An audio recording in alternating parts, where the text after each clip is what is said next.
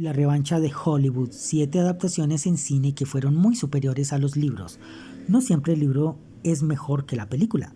Los siguientes directores tomaron novelas y las convirtieron en clásicos del cine que eclipsaron sus fuentes. En el eterno debate entre lectores y cinéfilos existe una máxima casi sagrada: el libro siempre es mejor. Sin embargo, la historia del cine está repleta de excepciones que desafían esta regla. Hay adaptaciones que no solo capturan la esencia de la obra original, sino que la transforman, la elevan y en ocasiones la superan. Estas películas demuestran que en las manos adecuadas el lenguaje visual puede comunicar tanto o más que la palabra escrita. El Padrino.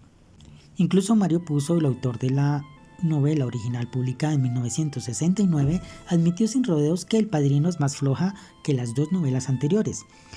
Básicamente la escribí para ganar dinero, admitió. El escritor enfrentaba deudas y necesitaba un éxito comercial rápido. Las expectativas eran tan bajas que vendió los derechos a Paramount por apenas $12,500 antes de terminar el manuscrito. ¿Sabe quién es mi padre? Van a venir a matarlo. ¿No querías mezclar? Francis Ford Coppola tenía una visión mucho más ambiciosa. Insistió en rodar en exteriores, mantener la ambientación de época y de forma crucial eliminó subtramas innecesarias para concentrarse en la relación conflictiva entre Don Vito Corleone, el patriarca de la familia mafiosa, y su joven sucesor Michael, el hijo menor que transforma en el nuevo jefe. El resultado fue una de las mayores obras maestras de la historia del cine, con Marlon Brando, el legendario actor que interpretó a Vito Corleone, y Al Pacino, quien dio vida a Michael Corleone, ofreciendo interpretaciones legendarias. La película transforma la sórdida historia del crimen organizado de Puzo en una épica familiar que explora la experiencia de los inmigrantes italianos en Estados Unidos. La trilogía completa se considera hoy uno de los mayores hitos cinematográficos, muy por encima de su inspiración literaria. Tiburón. Peter Van Cleef, y autor, escribió una novela de playa decente en 1974, pero Steven Spielberg creó un fenómeno cultural que cambió Hollywood para siempre. La historia del gran tiburón blanco que aterroriza una ciudad costera tenía potencial, pero el libro estaba plagado de subtramas innecesarias, conexiones con la mafia, un romance de personajes poco simpáticos. Spielberg simplificó la narrativa y se concentró en lo esencial: la batalla primigenia del hombre contra la naturaleza. El director eliminó los elementos que distraían y se enfocó en 3 hombres enfrentándose a una bestia marina: el jefe de policía Brody, interpretado por Roy Schneider, un hombre que le teme al agua pero que debe proteger a su comunidad; oceanógrafo Matt Hooper, encarnado por Richard Dreyfuss; y King, el cazador de tiburones, interpretado por Robert Shaw. Más allá de la trama, Spielberg entendió el poder de lo que no se muestra. La negativa del director a revelar al tiburón hasta pasada una hora genera una tensión imposible de lograr. En la página impresa, la icónica banda sonora de John Williams, el compositor complementa la experiencia. El resultado no solo superó al libro, sino que inventó el concepto mismo del éxito de taquilla veraniego. Forrest Gump. La novela de Winston Grown, el autor, publicada en 1986, es un relato errático donde Forrest no es adorable ni dulce, sino un personaje propenso a los insultos, la brusquedad y ocasionalmente la violencia. El libro incluye una trama en la que Forrest viaja al espacio con un simio llamado Sue y es capturado por una tribu caníbal en Nueva Guinea. Jenny, su amor de infancia, apenas aparece. En tono general es mucho más cínico. Robert Zemeckis y Tom Hanks transformaron este material en una de las películas más queridas de los años 90. Hanks creó un personaje genuinamente entrañable, un hombre bondadoso de Alabama cuya inocencia conmueve al espectador. El director eliminó los elementos más absurdos y se concentró en el viaje emocional de Forrest, siempre con la esperanza de reencontrarse con el amor de su infancia. La película es sentimental, sí, pero logra algo que el libro nunca consiguió: hacer que el espectador se preocupe genuinamente por su protagonista. El guión desarrolla con mayor profundidad a personajes como Jenny, interpretada por Robin Wright, la mejor amiga de la infancia y el amor de Forrest, y el teniente Dan, el oficial superior de Forrest es en Vietnam, que pierde sus piernas en combate. Agrega la emotiva relación entre Forrest y su madre y crea momentos cinematográficos memorables que justificaron sus 6 premios Oscar. Blade Runner. Philip K. Dick, el aclamado escritor de ciencia ficción, desconfiaba cuando supo que Ridley Scott, el director, realizaría una película basada en su novela. ¿Sueñan los androides con ovejas eléctricas? Incluso se burlaba del proyecto refiriéndose, pero Scott logró ampliar el mundo de la novela y transformarlo en una distopía poética desoladora, con una estética innovadora y única.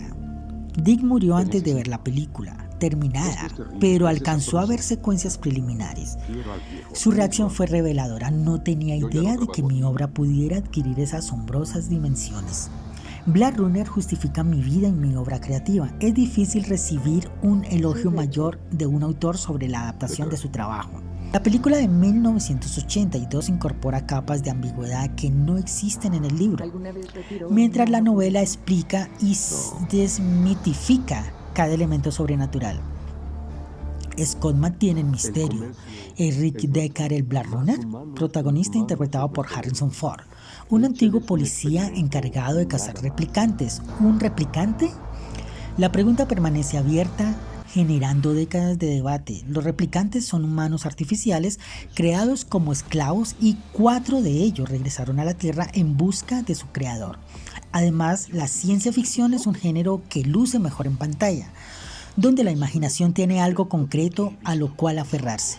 Los efectos visuales ayudan tanto a identificar a los replicantes como a dificultar su distinción con los humanos. El diablo viste a la moda. La novela de Lawrence Weisberger, la autora que basó su libro en su propia experiencia como asistente de Anna Wintour, la célebre directora de Vogue, fue un éxito editorial inmediato en 2003. Pero la adaptación cinematográfica de 2006 la eclipsó por completo en la memoria cultural colectiva. La razón principal es la interpretación de Meryl Streep como Miranda Priestly, la temible y altiva editora jefa de la revista Runaway, capaz de infundir miedo instantáneo en cualquiera de sus empleados. La moda es un medio visual y las descripciones escritas no logran captar la esencia de los personajes ni de la ropa como lo hace la pantalla. Los colores y la vitalidad del nuevo mundo de Andy enriquecen la historia y contribuyen al desarrollo del personaje de Miranda. La impecable interpretación de Meryl Streep revela fisuras en la fachada del personaje, agrega matices de vulnerabilidad y humaniza a Miranda Priestly de una forma que el libro simplemente no consigue. Emily Blunt, quien interpreta a la asistente leal de Miranda, y Anne Hathaway en el papel de Andy, la ingenua periodista que ingresa al mundo de la moda para forjar su carrera, completan un trío protagónico perfecto. Sus actuaciones aportan profundidad emocional a personajes que en el libro resultan más planos. La película transforma una historia entretenida sobre el mundo de la moda en una reflexión sobre ambición, identidad y el precio del éxito. El Resplandor.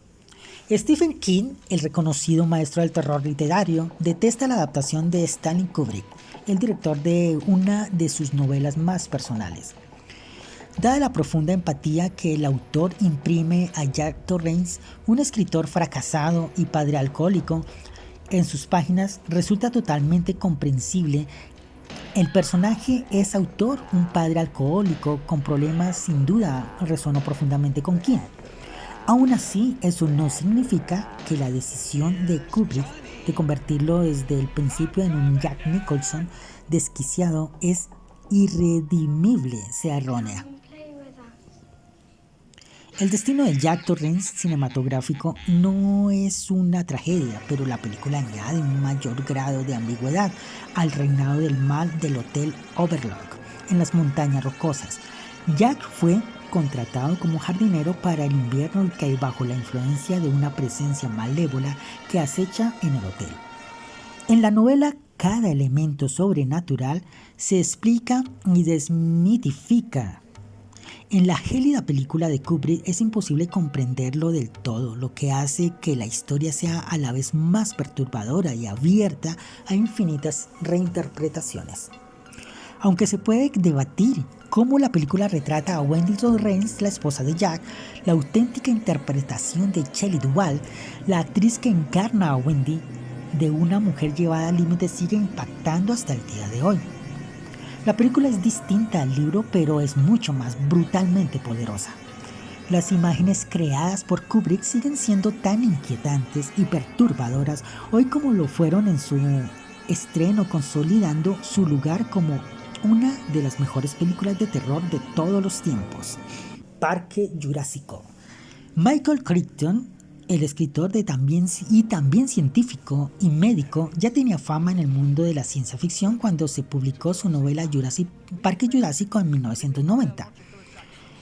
Pero 3 años más tarde, la adaptación cinematográfica de Steven Spielberg convirtió la historia aleccionadora sobre ingeniería genética malograda en un verdadero éxito internacional.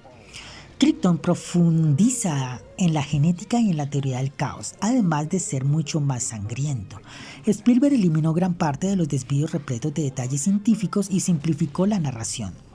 El director se deshizo de algunas subtramas y reconfiguró al final para hacerlo mucho más optimista y menos aterrador para los espectadores más jóvenes. También mejoró drásticamente a los personajes femeninos. En el libro, Lex, la nieta de John Hammond, el creador del parque, es la hermana pequeña insoportable, mientras que en la película se convierte en una hacker adolescente. La brillante paleobotánica Elise Salzler, interpretada por Lauren Dern, es apenas una estudiante de posgrado en el libro, mientras que el Dr. Alan Grant, encarnado por Sam Neill, el paleontólogo escéptico, cobra mayor protagonismo. John Hammond es el millonario ambicioso dueño del parque temático donde ha logrado clonar dinosaurios. Pero el broche de oro de la película son los efectos visuales. No es lo mismo leer sobre una manada de feroces velociraptores o un majestuoso brontosaurio que exponerse a la asombrosa experiencia de verlos en pantalla. Los efectos especiales siguen siendo impresionantes hoy en día, más de 3 décadas después del estreno.